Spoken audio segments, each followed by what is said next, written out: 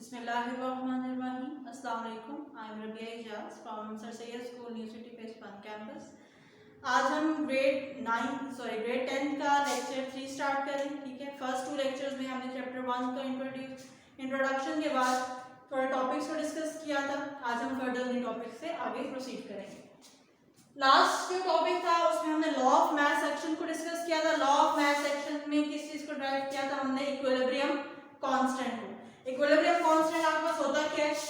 K C equals to concentration of product over concentration of reactant. ये आपके पास equilibrium constant है. अब इसको हम किस तरह फाइंड करते हैं आज हम इस लेक्चर में ये पढ़ेंगे. How to find equilibrium constant, जिसको हम KCD कहते हैं. ठीक है, इक्वेशंस के थ्रू हम इसको करते हैं. आपकी बुक में जिस तरह सेल्फ असेसमेंट 9.2 दी गई है, देखें. सेकंड इसका जो क्वेश्चन है, right equilibrium constant expression for the following reaction 4 HCl plus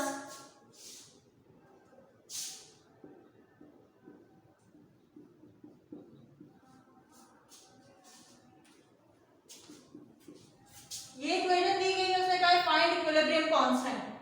आपको पता है कि जो इक्विलिब्रियम कांस्टेंट है Kc, फॉर्मूला है उसका concentration of product over concentration of reactant. Product आपके पास एरो के बाद लिखा जाता है. प्रोडक्ट में वाटर है और क्लोरीन है, H2O. अब वाटर के कितने नंबर ऑफ मोल्स हैं वो ब्रैकेट के ऊपर आएंगे. अलजेब्रिक साइंस को हम यूज नहीं करते इसमें. क्लोरीन है, कितनी इसकी मोल्स है? 2. इसी तरह रिएक्टेंट आपके पास है HCl. कितने यहाँ पे आपके पास रिएक्टेंट की अमाउंट है? 4. वो 4 यहाँ पर ब्रैकेट के ऊपर आप लिखते हैं इसको. ऑक्सीजन, बेटा अलजेब्रिक साइंस को आपने यूज नहीं करना. प्लस माइनस के साइंस आप यूज नहीं करेंगे इसमें. O2. अब यहाँ पे इसकी अमाउंट 1 है, आप लिखे ना लिखे फर्क नहीं पड़ता इससे.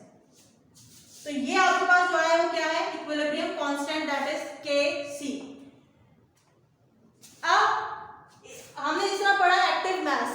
लास्ट टॉपिक में लेक्चर में हमने पढ़ा था, एक्टिव मास को डिस्कस किया था कि 1 मोल किसी भी चीज का वो किसके बराबर होगा? मोल पर क्यूबिक डेसीमीटर की कंसंट्रेशन उसके बराबर होगी.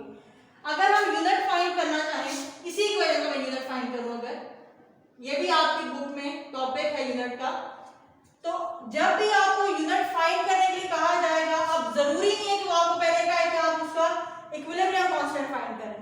तो यूनिट फाइंड करने से पहले आपको खुद आइडिया हो कि आपने इक्विलिब्रियम कांस्टेंट लाजमी तौर पे फाइंड करना है. आपने इक्विलिब्रियम कांस्टेंट फाइंड किया, आप इसी इक्विलिब्रियम कांस्टेंट से आप यूनिट फाइंड करेंगे. क्या है आपके पास इक्विलिब्रियम कांस्टेंट?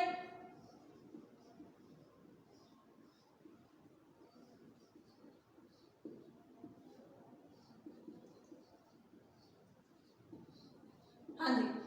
अब हर कंसंट्रेशन किसके बराबर है? मोल पर क्यूबिक डेसीमीटर के.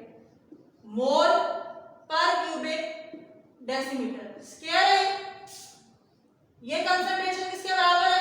मोल पर क्यूबिक डेसीमीटर स्क्वायर.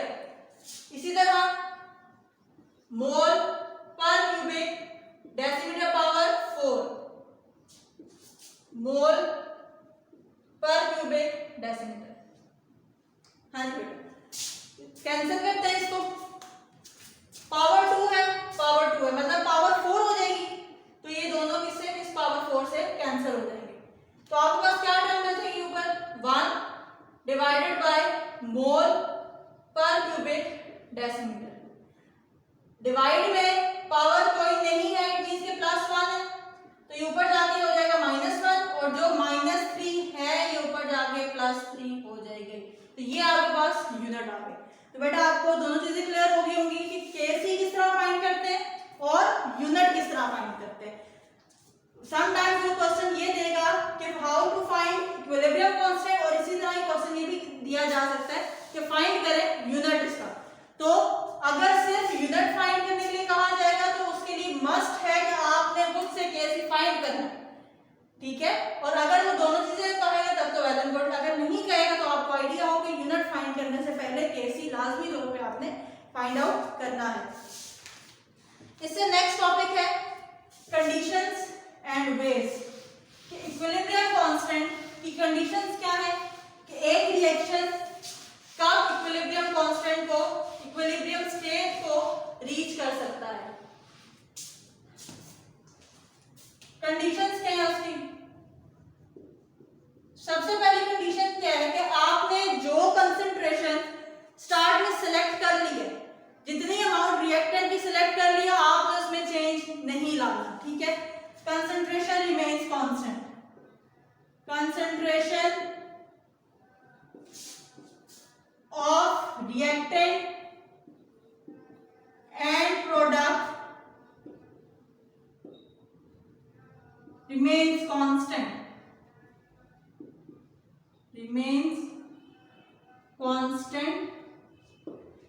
सेकेंड ये है कि आपने जो टेम्परेचर सिलेक्ट कर लिया है, जो प्रेशर वॉल्यूम सिलेक्ट कर लिया, आपने उसमें कोई चेंज नहीं लाना।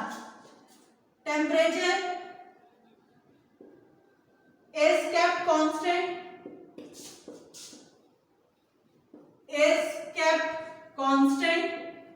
and the third one is pressure and volume is constant, guys, remain constant or kept constant, whatever।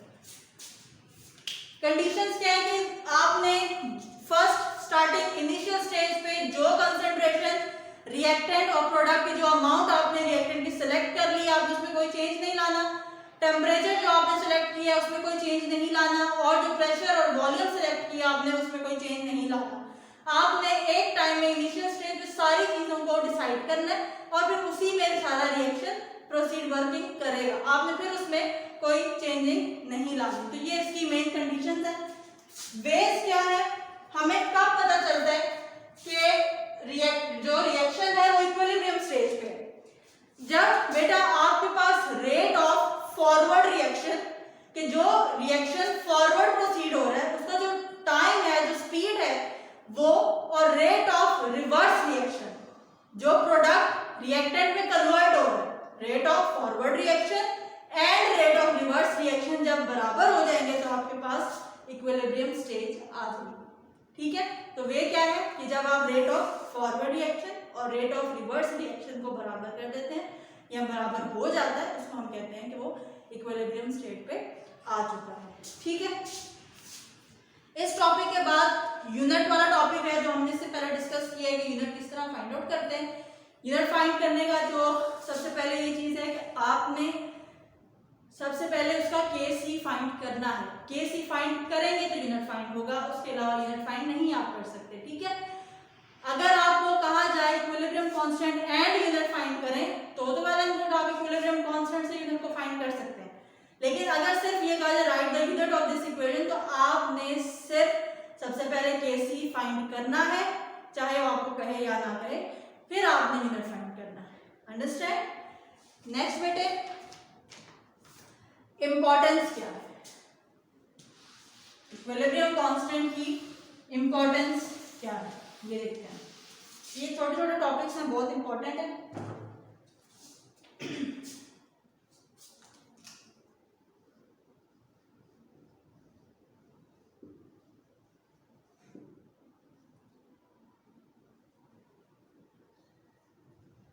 Importance, सबसे पहले आपको इनिशियल कंसंट्रेशन का पता हो कि आपने जो रिएक्टेंट लिया है उसकी अमाउंट कितनी है, ठीक है। सबसे पहले आपको इनिशियल कंसंट्रेशन का पता हो कि स्टार्टिंग में जो आपने अमाउंट ली है वो आपने कितनी ली है, ठीक है। सेकेंड, आपको डायरेक्शन पता चल जाती है इससे, रिएक्शन की डायरेक्शन कैसे। देखो स्टार्टिंग में आपने 6 मोल्स लिए रिएक्टेंट के, ठीक है। उस टाइम प्रोडक्ट 0 था, लेकिन आहिस्ता आहिस्ता आपके पास प्रोडक्ट की अमाउंट 1 2 3 4 6 होगी। अब रिएक्टेंट 0 है, तो हमें ये आइडिया हो गया कि अब जो रिएक्शन है वो फॉरवर्ड मूव कर रहा है, डायरेक्शन पता चल गई ना। फिर इसी तरह दोबारा से प्रोडक्ट रिएक्टेंट में कन्वर्ट हो, तो इट मीन्स के जो आपके पास डायरेक्शन है वो आप रिवर्स डायरेक्शन, तो डायरेक्शन पता चलती है।